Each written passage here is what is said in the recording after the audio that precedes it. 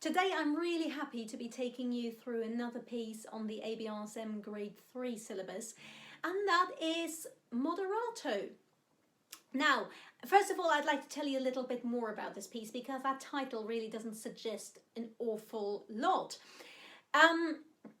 It's part of a trio sonata by a very little known Italian composer called Domenico Gallo. But this piece is much more, or the theme, let's say, is much more famous, having been picked up by the Russian composer Igor Stravinsky first in his ballet Pulcinella, which he then later also transcribed into a whole suite for either violin or cello called the Suite Italienne. So I will be posting a couple of links below this video to the originals. I would really urge you to listen to that because it will, I think, give you a much better idea of the character of the music. And also, I think what is really important is for you to get to know as big a variety of music as possible, because really that's what it's all about. So that's just a little bit of background to this piece. Now, it divides up quite neatly into different sections, so I will be taking you through each of them in turn. Of course, starting with this wonderful opening. It's so, I don't know, I love working on this piece because it's so bold, so full of character, so full of optimism and life, and that's really what we have to try and convey here. Yes.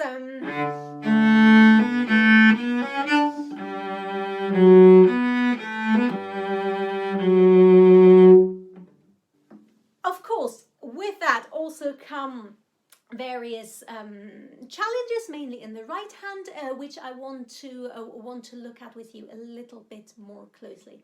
I think the first thing we have to take apart here is the bowing pattern. And if you've watched any of my other videos, you will know that I am a huge fan of separating the left and the right hand. So first of all, you will practice playing the right hand on its own, and that sounds like that.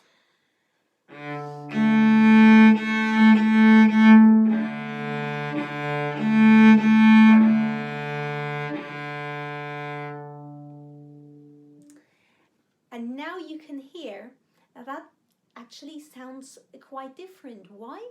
Because quite a lot of the rhythm here is actually in the left hand. For instance, or later. So your right hand rhythm is a lot simpler than what you hear in the end.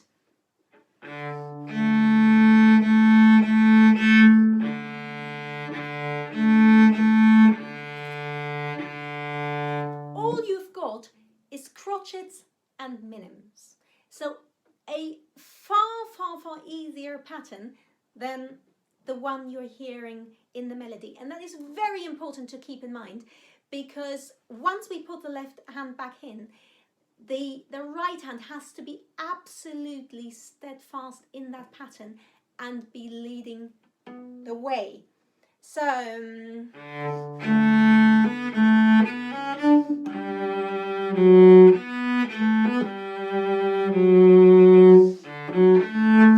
and so on and so forth.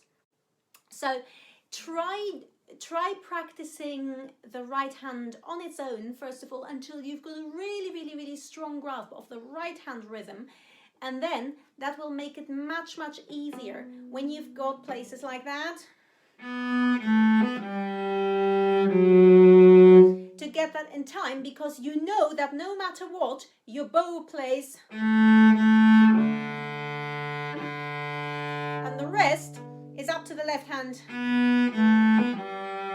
When you look at the bow, you can now see that it's crotchet, crotchet,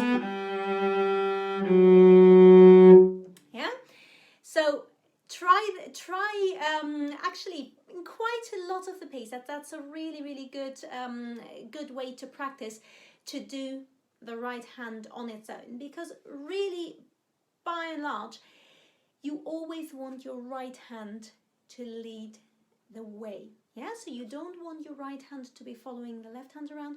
You want the right hand to be leading the way, because that's where all the music is really made in the right hand, ultimately. Now let's take a look at the next section, which is quite tricky because there is a lot of shifting involved. So we'll pick that apart a little bit now. And what I would suggest, first of all, again, wherever possible, when you're learning something tricky, simplify it. And here, what I would suggest, you first of all remove the dotted rhythms, the dotted quaver, semi-quaver rhythms, and the little turns on some of the notes as well. So strip all of that out, so you can first of all really focus on the shifting, and that should look like that.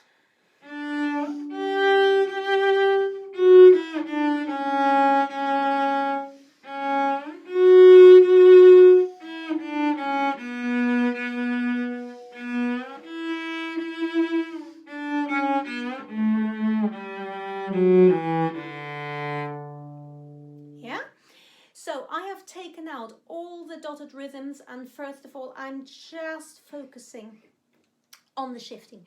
Now let's look at that shifting a little bit more closely.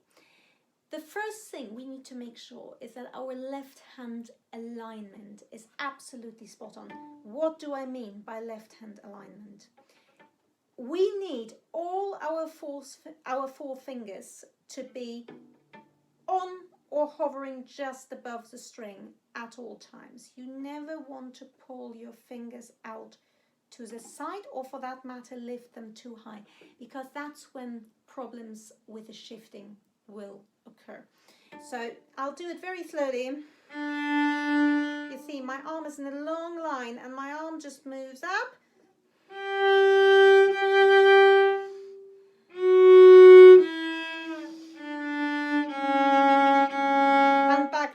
But my fingers stay in one line.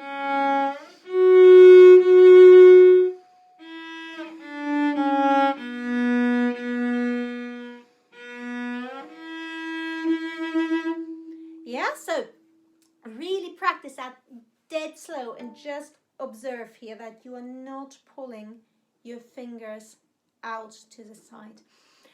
And secondly, you want to make sure that the quality of the shift is really, really easy and smooth. So you don't want any sort of panicky, jerky movement. You want an easy, say, imagine again that, I've said it in other videos before, imagine that you've got this little sort of, screw here in your elbow, which you can tighten or you can release it. So before the shift, release it so the arm can go that way. And we're fixing it again. Now release it again so the arm can move.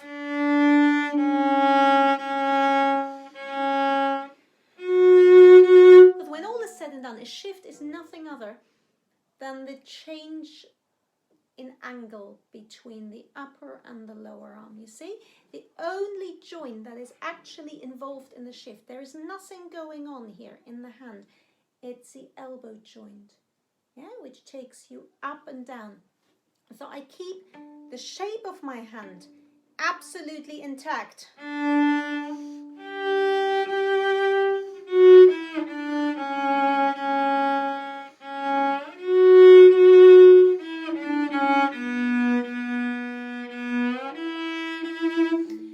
So that's the first step. Note that throughout all of that, I was doing it in a simplified version. Once you are really secure in that, you can try to put the rhythm back in.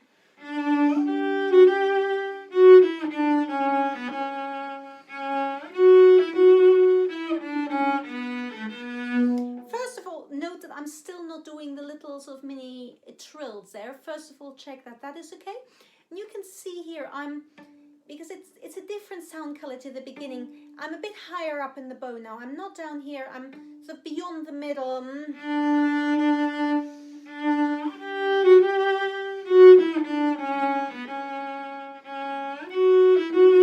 Once all of that works, you can then try to add, and that is no more than one turn. But never let it distort the rhythm. So on to the next section, and that is even a touch more tender than the last one. And here we are pretty much exclusively in fourth position. And the first thing I would say here from a left hand perspective is make sure that your arm position for the fourth position is really, really, really good, because you're having to go across the strings. And you want to make sure that you're not in any way approaching the fourth position from behind the cello with the hand resting here, but really nice long arm from above. And you see that I have no contact here with the shoulder of the instrument. Yeah, and again, fingers in a nice straight line, so the fingers are not going here and they're not going too high either. Everything is in a nice line. So that is very, very important, because if your arm positioning and fourth position isn't right, you will find it very, very hard to play in tune. So let's take a look at that passage. We're going to be playing again very much in the upper half of the bow with a light stroke. I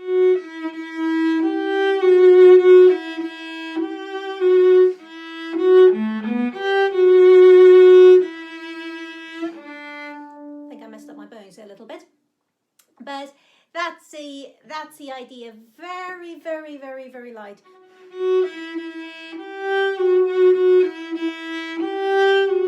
You can hear that I'm leaning a little bit on these G's. I'm using just a little bit more bow speed for those, just to give it a bit of shape.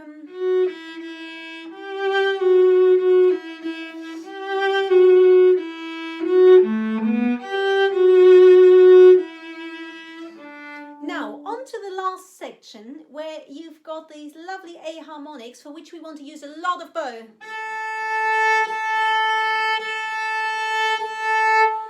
As a general rule, harmonics don't particularly like pressure. They don't respond to that very well. So make your forte here by using the length of the bow. Yeah? See, I'm using almost a whole bow with a sort of slight, almost, well, sort of push at the beginning of each note.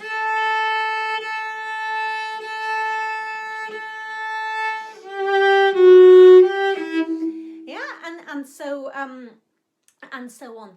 So those are just a few little pointers I would give you when working on this lovely, lovely piece. Happy practicing, and as usual, if you have any questions, please post them below, and I will be happy to answer to you, and otherwise I'd be very happy to see you again soon for another video. So please give us a like and subscribe to my channel, and I look forward to seeing you soon.